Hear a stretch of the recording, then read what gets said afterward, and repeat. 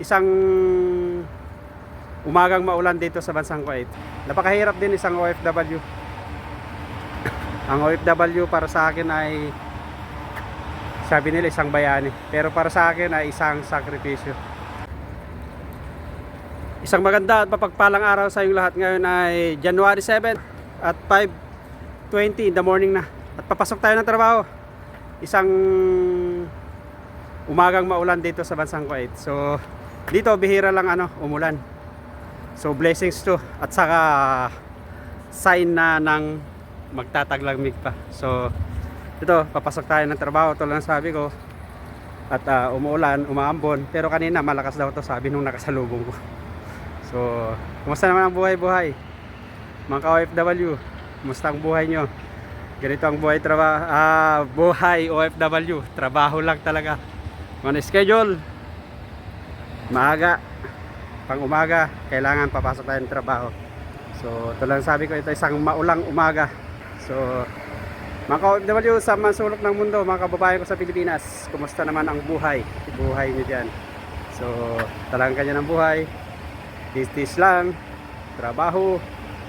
At ito nga, isang unang buwan ng 2025. So sana ay ito, pagpasok ng buwan na to, lahat tayo ay magkakaroon ng magandang buhay. Tis lang. Napakahirap din isang OFW. Ang OFW para sa akin ay, sabi nila, isang bayani, pero para sa akin ay isang sakripisyo. Oo, totoo yan. Kasi lahat na isasacrifice mo, OFW. Kung ano man yung mga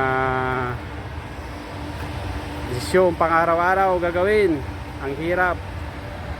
OFW, buhay OFW. So walang ganyang buhay. Yan, basa yung mga na dadaanan, kasi tulad ng sabi ko, umuulan. At ito nga, hinihintay ko yung kasama ko. At kami ay morning shift. So talagang ganyan, tulad ng sabi ko, tiis.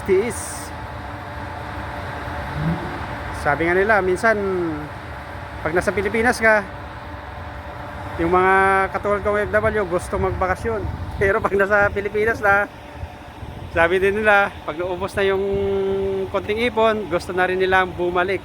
Talagang ganyan ang buhay OFW.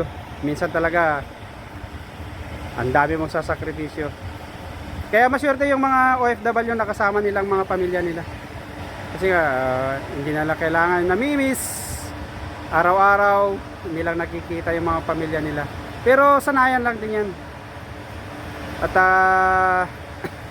talagang ganyan. Kumusta na ang buhay nyo, mga ka-OFW, sa mansulok ng mundo? At mga kababayan ko sa iba't ibang sulok ng mundo, kumusta ang buhay-buhay nyo? Yan, tukuhanan natin ng yan, basang-basa talaga yung yung mga daanan, kasi nga umuulan. So hanggang doon na lang, mga ka-OFW, mga kababayan ko sa mansulok ng mundo. Ingat kayo lagi. At tulad ng sabi ko, sana ay kayong lahat ay nasa mabuting kalagayan. Have a nice and great day to all of you. At kita-kits sa mga susunod kong videos. Ako pala si Ronnie, isang OFW dito sa bansang Kuwait. Kung bago ka pa lang sa channel ko, pa-like, share, and subscribe. At pakipindot na rin yung notification bell para update ka lagi pag mayroon akong bagong videos. Maraming salamat!